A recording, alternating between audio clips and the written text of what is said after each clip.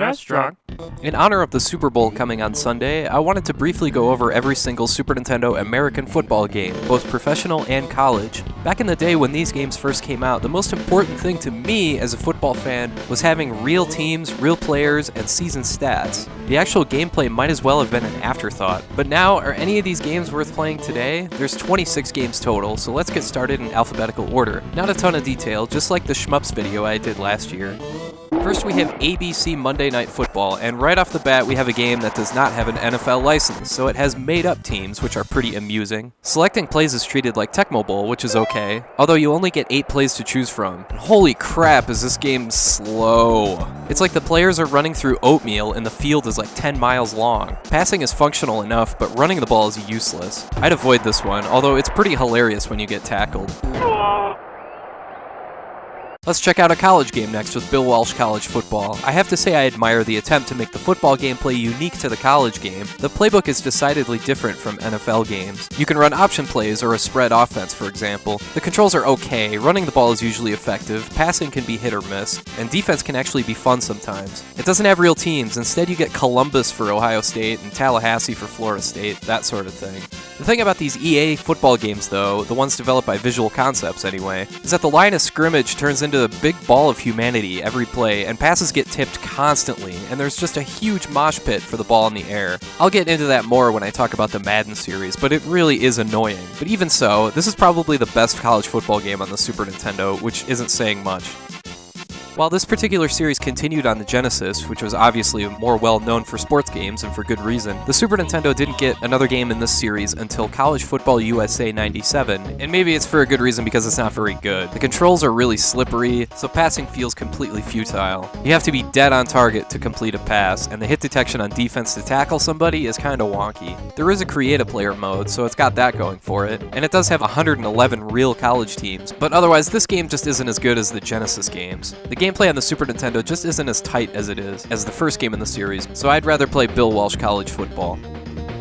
Next is Capcom's MVP Football. It sure seemed like Capcom could do no wrong in the Super Nintendo era, what with Street Fighter II, Mega Man X, and the like, but this game is not near the quality of those. The controls are really goofy. The R button is the action button for everything. It snaps the ball, it selects your guy on defense, and it throws it too after using another button to select a receiver. Once you get past this goofiness, the game is not bad. The actual football stuff is pretty limited. It has real teams but not real players. There's nothing as fancy as like a no-huddle offense, but the gameplay itself has held up okay over time. We hit our first player licensed game with Emmitt Smith Football. This game has the same overhead gameplay and playbook styles as the other games you've seen so far, which by the way are all pretty much cribbed from the Madden series. Although the flow of this game overall is very slow and clunky, what makes Emmitt Smith Football stand out is that you can make up to 64 of your own plays, and since the game has a battery save, you can save your own playbook, so that's pretty cool. Another thing that stands out are the voices, which are well done. This game isn't terrible, but not good either, just average. Then there's ESPN Sunday Night NFL. This game is awful. It feels like one of those games that cared way more about presentation than the actual gameplay. The appeal at the time was seeing and hearing Chris Berman and the ESPN logo and all that, when in fact the actual gameplay here is atrocious. The graphics are terrible, and I could not feel less in control when playing here. Every pass is a balloon, and it's a total crapshoot if the guy will catch it or not. Avoid this game. Football Fury cracks me up because the game doesn't have an NFL license, but they sure tried with the teams they made up. The Minnesota Vulcans, the Green Bay Hippos. Well, close enough. This game is awful though. Another game where as a player, you just don't feel in control at all. It feels like the game is playing you more than anything else. You pick a play, snap the ball, and stuff just sort of happens. It's a little better than ESPN Monday Night NFL, but not by much. Now we're onto the Madden series, which spanned from 1991 to 1997 on the Super Nintendo. The series had a bunch of different developers over the years: Park Place Productions for the first game, EA Canada for the 93 edition, Visual Concepts for the 2 games after that, with the remainder of the series being done by Tiburon Entertainment. I point this out because each developer brought their own strengths and weaknesses to the table. The first 2 games suffer from a bad frame rate, which really makes the games run choppy as hell, although Madden 93 has the ambulance. 94 and 95 suffer from the same problems as Bill Walsh College Football. The line of scrimmage just turns into a huge mosh pit immediately, and every other pass is tipped right when you throw it. It is really annoying, and it makes the game almost broken. Madden 96, 97, and 98 are the most playable games in this day and age. The gameplay is a bit smoother and the plays are actually somewhat coherent. You know, like they play out as they're drawn up. Madden 97 and 98 introduces the front office stuff, like trades, into the series, but it's seriously comical how those two in particular are nearly the exact same game, with just different menus and updated rosters. But hey, if you've got a hankering for a Super Nintendo Madden game, 97 or 98 are the two to get. It literally doesn't matter which one, because they're practically identical. Let's dive back into college real quick with NCAA football. I played this game for like 30 minutes, and I don't think I completed a single pass the entire time. I don't know if I'm missing something or what, but this game is just not good. The map in the upper right corner is totally unnecessary. The playbook display takes forever to scroll through, and the teams they picked to be in this game are totally random, just a haphazard selection of whoever, I guess. I'd avoid this game.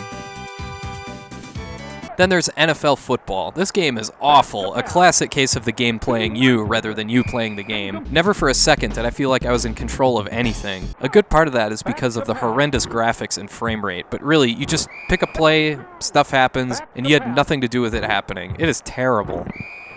Now on to the NFL Quarterback Club series. There's two games here coming in 1994 and 1995. The appeal of these games are the quarterback-centric mini-games that test your accuracy, distance, and running ability, among other things. It takes a long time to get the hang of these drills, but I appreciate that these games set out to do something different.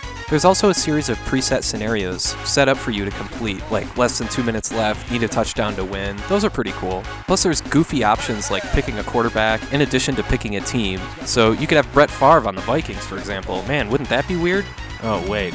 The actual gameplay here is very good, clearly a Madden clone, but executed better in my opinion. Granted, there's little to no defense in this game. In fact, there's a quick D button, so you don't have to bother picking a defense. Well, it is called Quarterback Club, so that's to be expected, I guess. But every game is like 40-something to 30-something. But yeah, either NFL Quarterback Club game is very good, but the second game in the series just has a little bit more polish.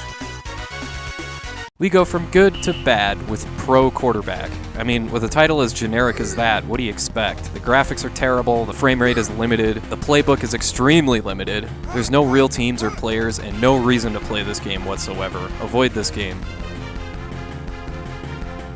Sterling Sharp, end to end. It sounds bad, that is one terrible title, and nobody remembers who Sterling Sharp was, but this game actually isn't too bad. It's a total Madden clone, although the playbooks are way more limited. The action on the field is coherent, the game flows by quickly, and they really did a nice job with isolating sprites with blocking instead of the line of scrimmage being one big mess. It's easy to pick out running lanes and follow your blocks. The only real flaw is that it's way too easy to throw an interception. I threw 3 in the first quarter alone. The passes are always picked off instead of just defended or batted down, so that's annoying. Otherwise, I really think this is a pretty good game, surprisingly enough. For a much-needed change of pace, there's Super High Impact, the only arcade-style football game for the Super Nintendo. This is as close as you'll get to a football equivalent of NBA Jam. You've got a screaming announcer, players getting destroyed, with the screen shaking on every tackle and helmets flying off. You've got play calls like suicide and you're toast. The gameplay isn't the best, it's pretty stiff, but this game is all about presentation and personality first and foremost. Maybe it's just because I got burnt out on all the other games that are starting to blend together in my head, but I enjoyed Super High Impact and would definitely recommend it. I eat quarterbacks for breakfast! Next is Super Play Action Football. Hey, this was developed by Nintendo, so it has to be good, right? Well, no. It's clear Nintendo had high hopes for this game. It was featured on the Super Nintendo box. What's weird about this game is that it's got the same sound font as Pilot Wings, and that really throws me off. Anyway, you can play as pro teams, college teams, or high school teams? Okay. As you can see, the gameplay here is totally different with a diagonally slanted overhead view, and the gameplay overall is really slow. Every play takes an eternity, and I hate not being able to see downfield. It makes passing practically impossible. The idea is to use the map on the left, but it's so awkward. Super Play Action Football is a rare case where Nintendo just got it completely wrong. Avoid this game. Finally, we get to the excellent Tecmo Bowl series. Real teams, real players, stats, and a ton of game modes, and classic simple gameplay with the wide side view where you can see most of the field. The gameplay is the same as the NES games, where you have 8 basic plays, but with a lot of variations. The goal on defense is to pick the same play as your opponent, and if you do that, the play is stopped in its tracks. I love this style of gameplay because the football almost becomes secondary, and you become wrapped up in the strategic element. Anyway, Tecmo Super Bowl is literally just a souped up version of the same game for NES. The second game improves the graphics and expands the playbook while keeping the gameplay intact. The third game is pretty much the same as the second game, but with a tiny bit more polish. You really can't go wrong with any of these games, but in my mind the third game is the best in the series and the best football game on the Super Nintendo. But I wouldn't blame anyone if they preferred the first game. Lastly, coming to you from the same developer that gave you Pro Quarterback, it's Troy Aikman NFL Football. This is almost the same thing as Pro Quarterback, just as limited but less generic since they at least have the real teams. The camera is zoomed out a bit and the graphics are barely a tiny bit better, so this game is playable at least. It's still total crap, but it is playable. Phew, okay, that's it. That's every American football game on Super Nintendo. Here's how I'd rank the 5 best using only one game per series. Number 5, Madden 97 or 98. Seriously, they're like the same game. Number 4, Super High Impact. Number 3, Sterling Sharp End to End. Number 2, NFL Quarterback Club 96. And number 1, Tecmo Super Bowl 3. Thanks for watching, and I hope you have a great rest of your day.